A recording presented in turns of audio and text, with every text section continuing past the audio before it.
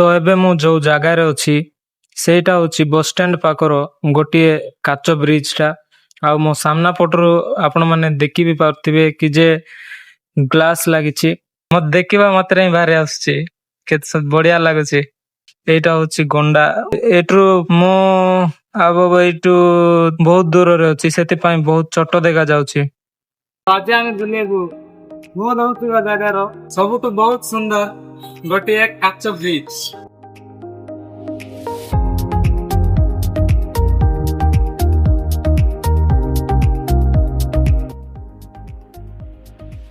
ଆଉ ମୋ ବ୍ୟାକ୍ ସାଇଡରେ ଦେଖିପାରୁଥିବେ କେତେ ସୁନ୍ଦର ସୁନ୍ଦର ଚିଡ଼ିଆ ମାନେ ଯାଉଛନ୍ତି, ରହିଯାଉନି ଭିତରେ।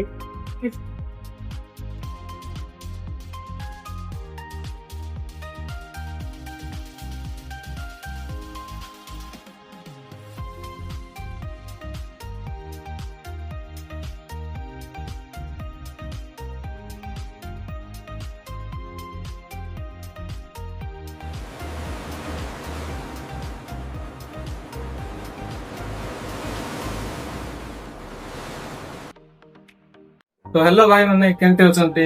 ଆଶା କରୁଛି ଆପଣ ମାନେ ବହୁତ ଭଲରେ ଥିବେ। ଆଉ ମୁଁ ଏବେ ତ ବାହାର ପଡିଛି ବୁଲିବା ଜାଗାରେ ଆସିକି ଦେଖୁଥିବେ ମୋ ବ୍ୟାକ୍ ସାଇଡ ରେ କାଚ ଗ୍ଲାସ ରେ ତିଆରି ହେଇଥିବା ବ୍ରିଜ ରେ ମୁଁ ଏବେ ବର୍ତ୍ତମାନ ଅଛି। ଯେହେତୁ ଏଇଟା ଗୋଟେ ସବୁଠୁ ଖାସ ଜାଗା, ସେଥିପାଇଁ ମୁଁ ଏଇଠି ଆସିଛି।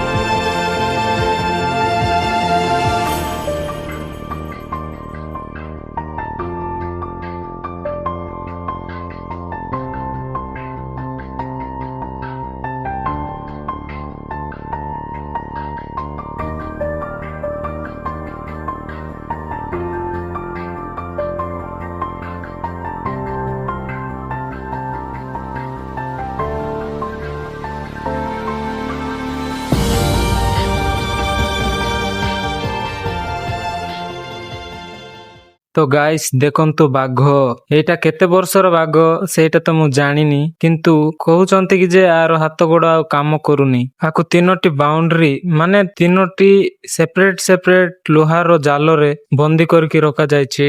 ଆଉ ମତେ ତ କାହିଁ ଲାଗୁନି ଆଉ ଏହି ବାଘ ବହୁତ ଦିନ ବଞ୍ଚିକି ରହିବ।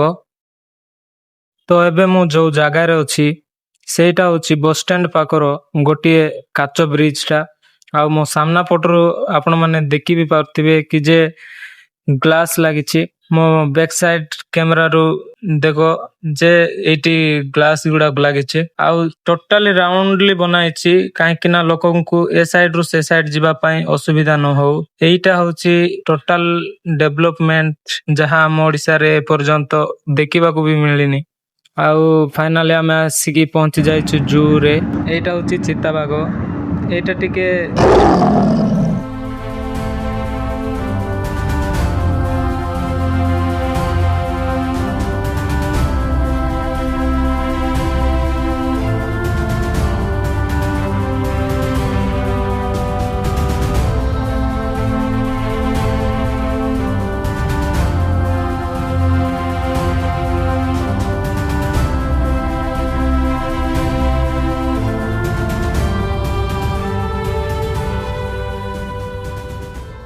ଆମ ନାନୀ ଆଙ୍କେ ଆମକୁ ଛାଡି ପଳେଇ ଯାଉଛନ୍ତି। ଏଇଠି ହରିଣ ଦେଖ, ସାଙ୍ଗ ବାନ୍ଧିବାକୁ ଚେଷ୍ଟା କରିବା ହେଲା। ହଁ ଦେଖିଲା ଆସୁଛି। ମତେ ଦେଖିବା ମାତ୍ରେ ହିଁ ବାହାରି ଆସୁଛି, କେତେ ବଢିଆ ଲାଗୁଛି। ଖାଇବା ପାଇଁ କିଛି ଦେବାକୁ ଇଚ୍ଛା ହଉଛି ଯେ କ୍ୟାମେରା ଗୁଡିକ ଲାଗିଛି ନା, ସେଥିପାଇଁ ପ୍ରୋବ୍ଲେମ ହେଇଯିବ। ଯଦି ମୁଁ ଖାଇବାଟା ଦେଇ ସାରିଲା ପରେ ସିଏ ଫିନିଶ ହେଇଯାଏ, ତାହେଲେ ମୋ ଅବସ୍ଥା ଖରାପ କରିଦେବେ।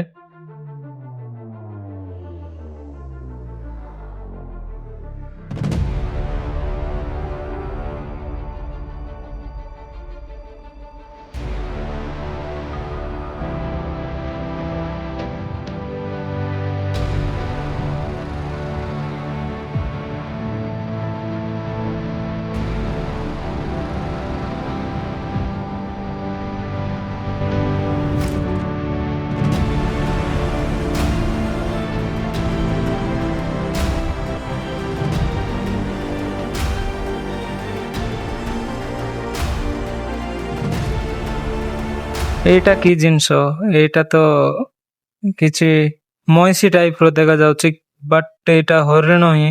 ଆମେ ଛୋଟବେଳେ ଯେତେବେଳେ ଟିଭିରେ ଡିସ୍କଭରୀ ଚ୍ୟାନେଲ ଦେଖୁ, ସେତେବେଳେ ଏଇ ଜିନିଷ ଟିଭିରେ ଦେଖିବାକୁ ମିଳିଥିଲା। ବଟ୍ ଆଜି ମୁଁ ରିଅଲ ଲାଇଫ ରେ ଦେଖୁଛି, ମାନେ ବହୁତ ଖୁସି ଲାଗୁଛି କି ଯେ ଏତେ ପାଖରୁ ଦେଖି ହଉଛି। ଦେଖ ଏଇଟା ହଉଛି ମଇଁଷି ଟାଇପ, ମାନେ ଘୋଡା ଏମିତି ଅଛି, ବଟ୍ ଘୋଡା ନୁହଁ, ନା ମୁଁ କହିପାରିବିନି। ଫାଇନାଲି ଦେଖ, ଏଇଟା ହଉଛି ଗଣ୍ଡା। ଆଉ ଏଇଠୁ ବହୁତ ଦୂରରେ ଅଛି, ସେଥିପାଇଁ ବହୁତ ଛୋଟ ଦେଖା ଯାଉଛି। ଆକ୍ଚୁଆଲି ରେ ଏହି ଗଣ୍ଡା ଟା ବହୁତ ବଡ।